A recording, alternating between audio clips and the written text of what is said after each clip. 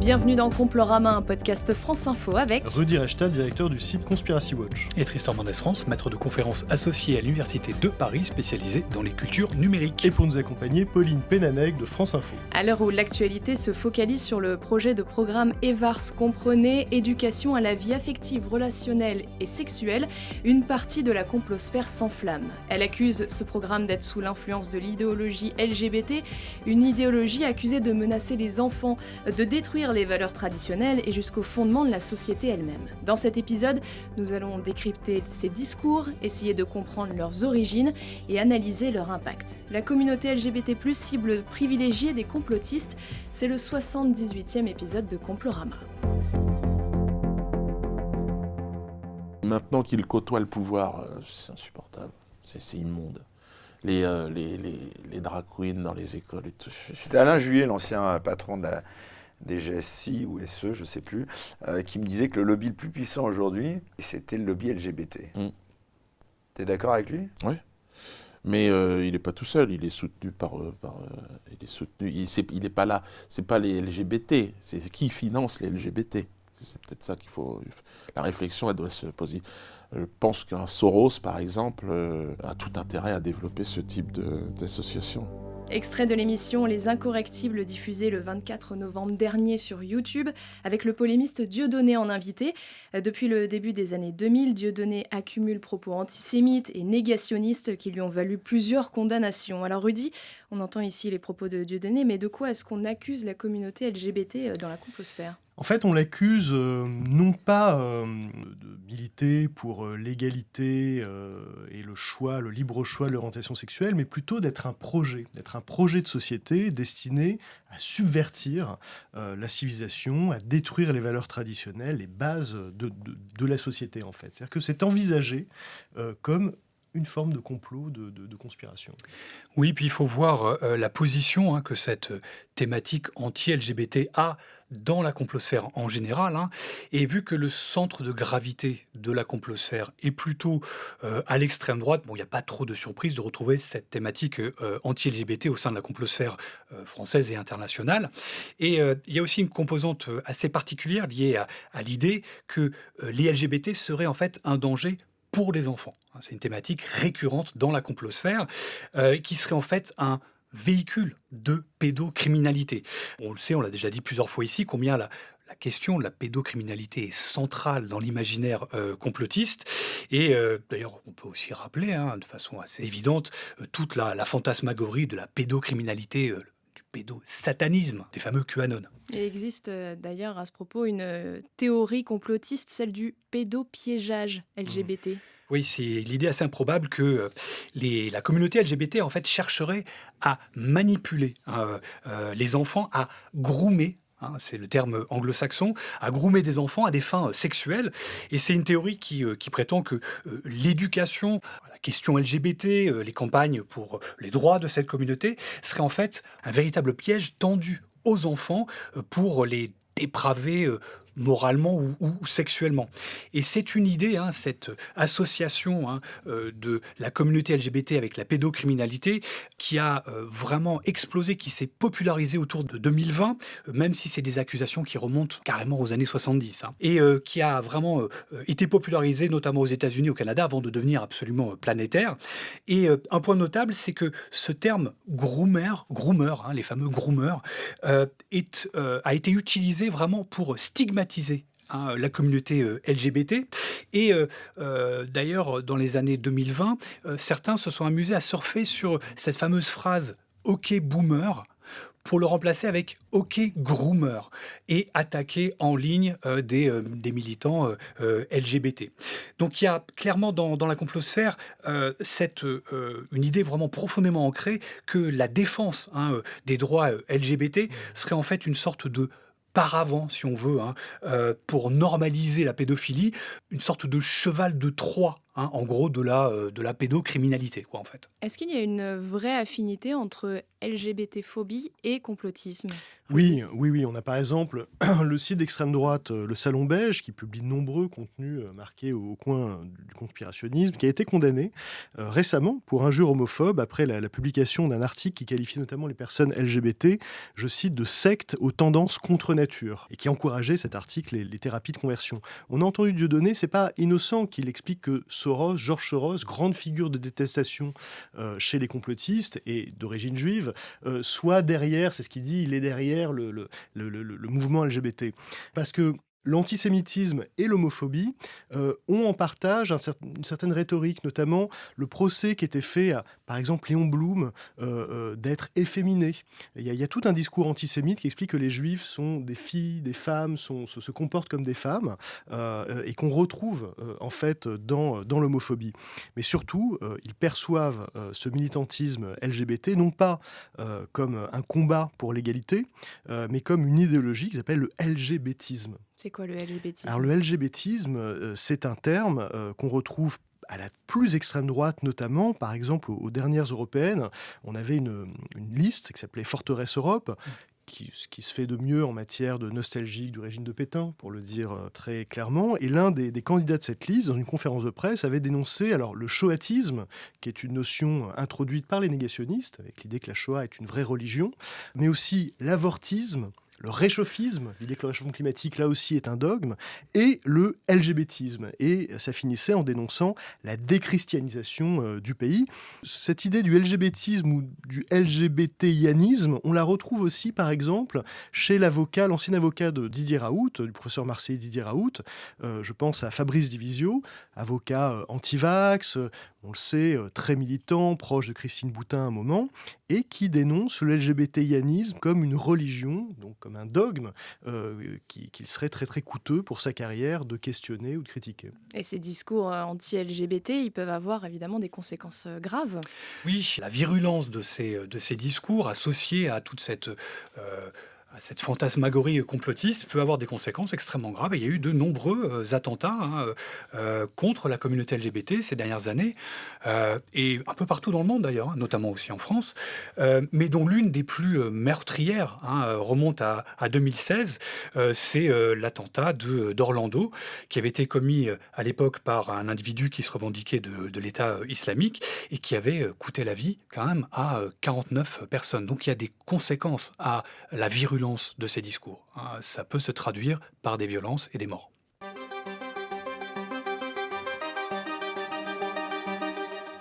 Je le dis pour ceux qui seraient naïfs et qui voudraient réellement être dans la vérité, le queer, le LGBT n'est pas un mouvement révolutionnaire, mais c'est un mouvement d'accompagnement de la dictature mondialiste du grand capital financier.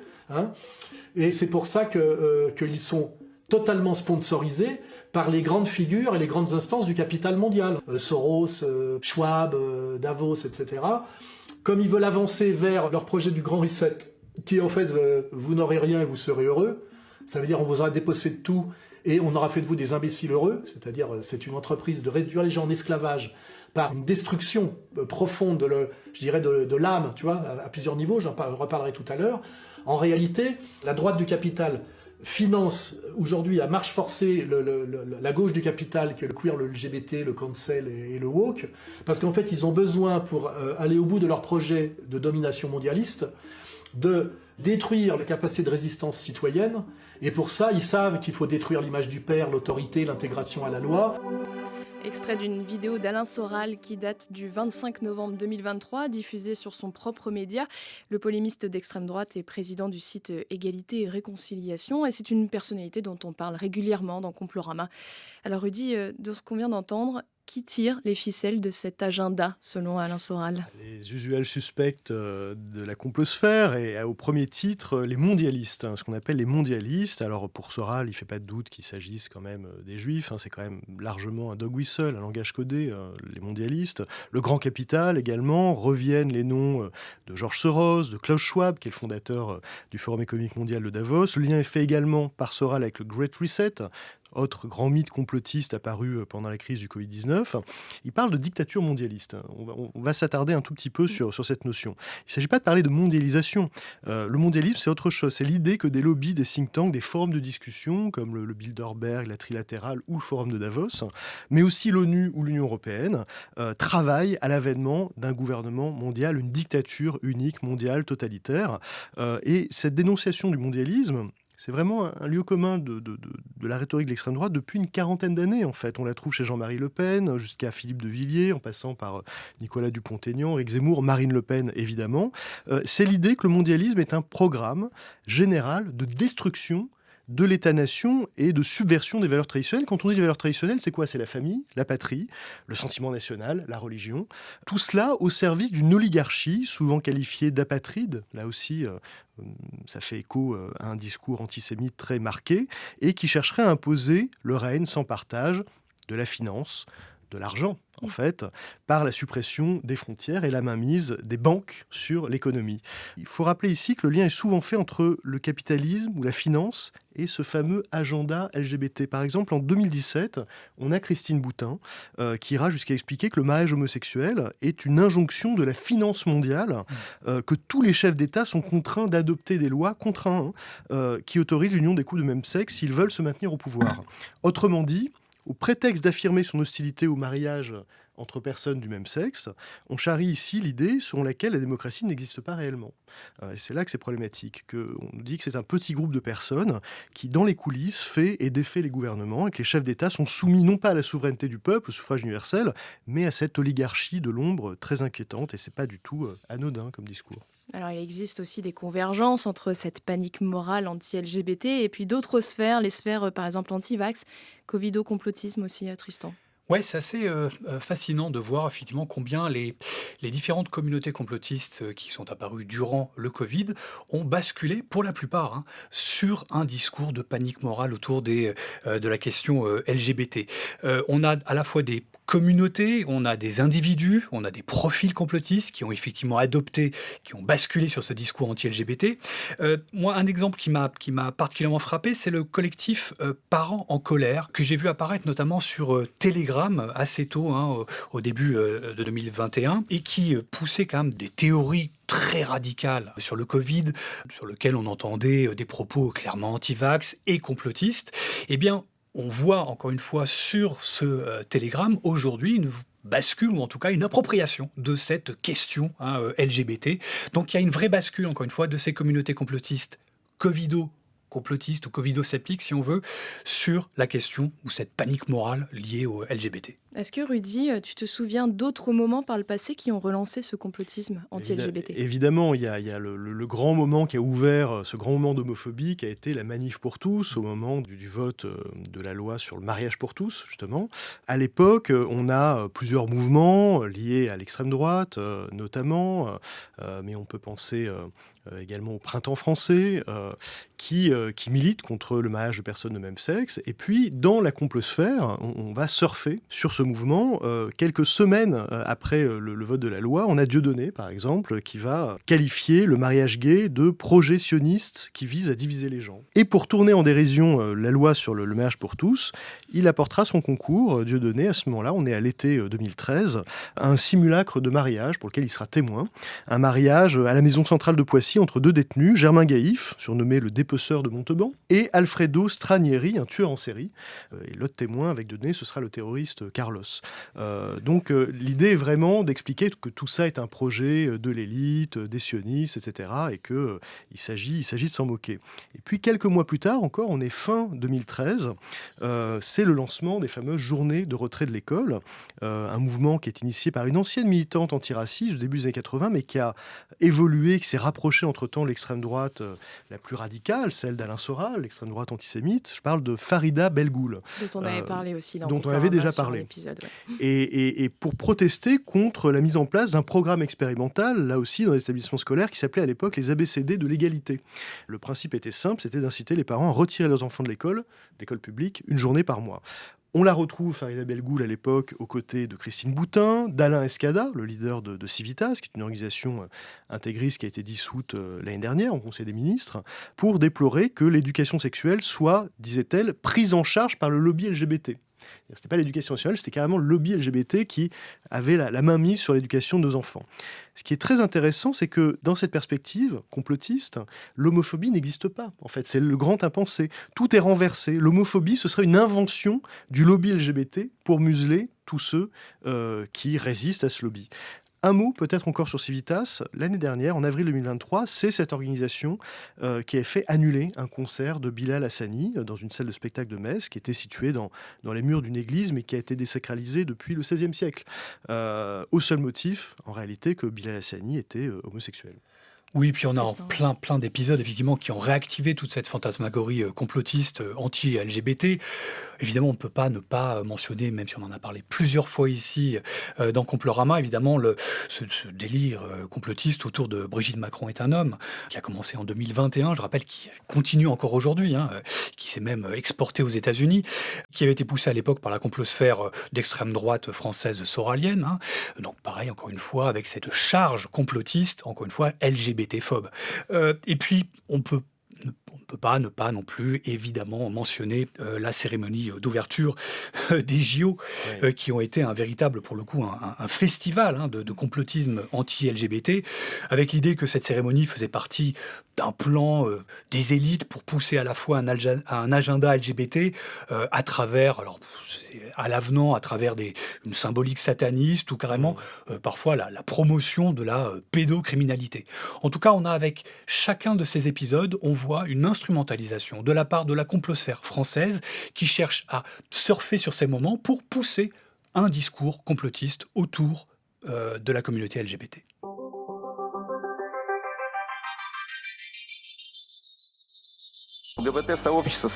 Dans cette communauté, ces personnages-là s'impliquent facilement dans des activités extrémistes et deviennent porteurs de schémas idéologiques et participent à des manifestations extrémistes.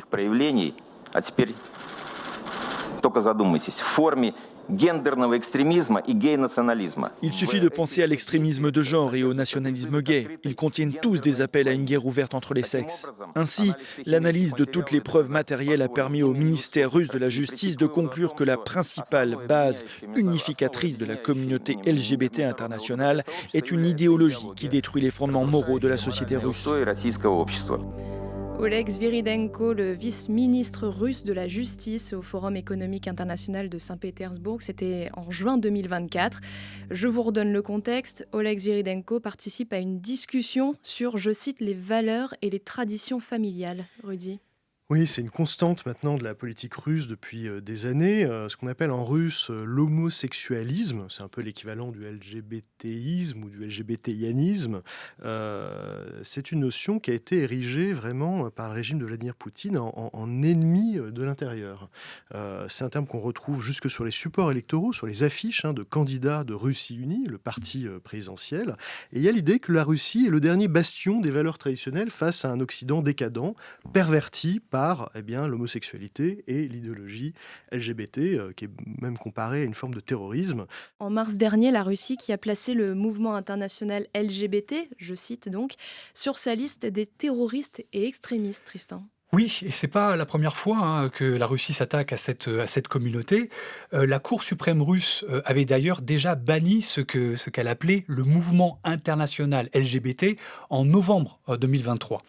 Et il faut rappeler aussi que dès 2013, on avait une loi russe qui interdisait déjà ce qu'elle appelait la propagande de relations sexuelles non traditionnelles visant les mineurs. Et cette même législation de 2013 qui a été élargie fin 2022, à l'interdiction de toute forme de propagande LGBT dans les médias, sur Internet, dans les livres et même dans les films.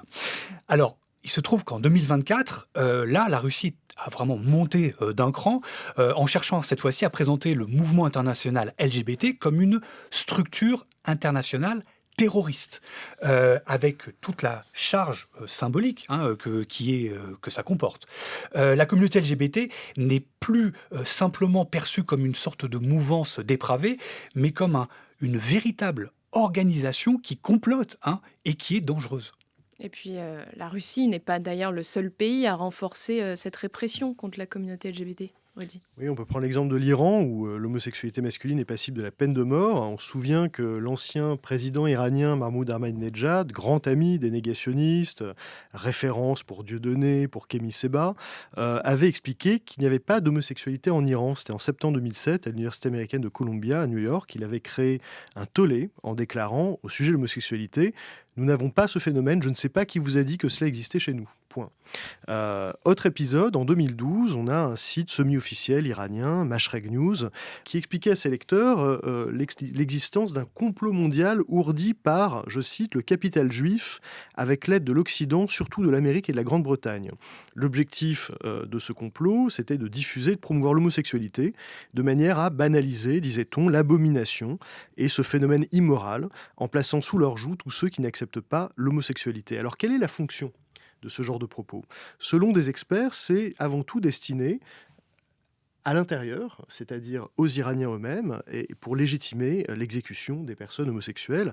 L'idée, c'est que les homosexuels sont en fait des agents d'un complot, et qu'en cela, ils sont des traîtres à la patrie, c'est une menace, sont des ennemis de l'intérieur, et pas seulement des citoyens qui entendent vivre comme ils le veulent leur sexualité.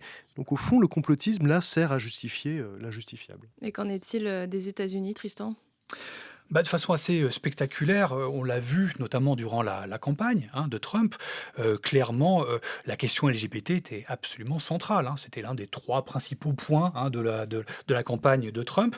Contrairement à Kamala Harris, qui n'a quasiment pas parlé durant la campagne de la question ou de la communauté LGBT. Et puis on a eu cette sortie absolument folle de Trump à un moment donné, qui a expliqué face caméra que les enfants pouvaient aller à l'école le matin et on pouvait récupérer le soir un enfant qui avait subi une transition de genre. Ouais. Et ce qui est assez fou, c'est qu'on a vraiment toute la frange ultra-conservatrice américaine qui s'est emparée de cette question LGBT. Où on a des figures de la complosphère internationale et américaine qui se sont évidemment, elles aussi, emparées de cette question. Et ce qui est assez déroutant, c'est que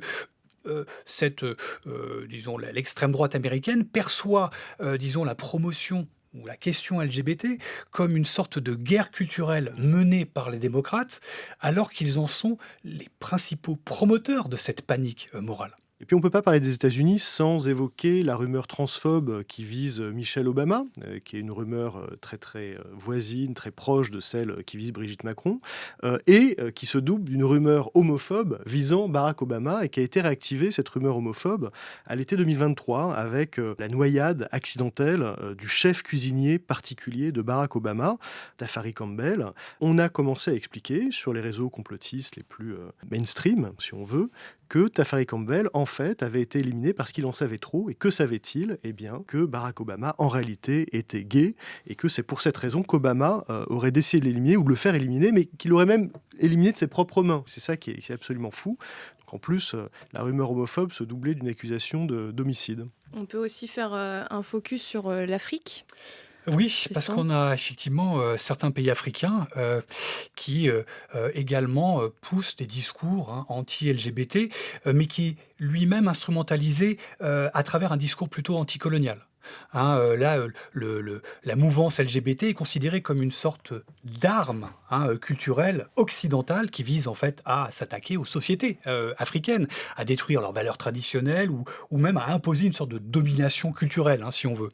Et cette lecture par certains États africains transforme en fait tout ce qui relève de la lutte des droits des minorités sexuelles en un complot politico-culturel conçu par l'Occident, et au lieu de reconnaître la diversité, en gros des identités de genre ou des orientations sexuelles, eh bien ils interprètent la visibilité LGBT comme une pointe avancée de l'infiltration, si on veut, impérialiste. Et ça justifie bien sûr derrière la répression et la persécution.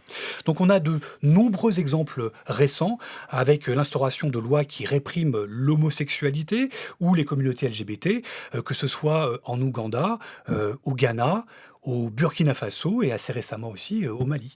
Et j'ajouterais que ça rejoint complètement ce qu'on vit ici avec la mouvance décoloniale, puisque le mouvement des indigènes de la République, notamment sa figure de proue, Ria Boutelja, explique peu ou prou la même chose. Elle parle notamment d'impérialisme gay.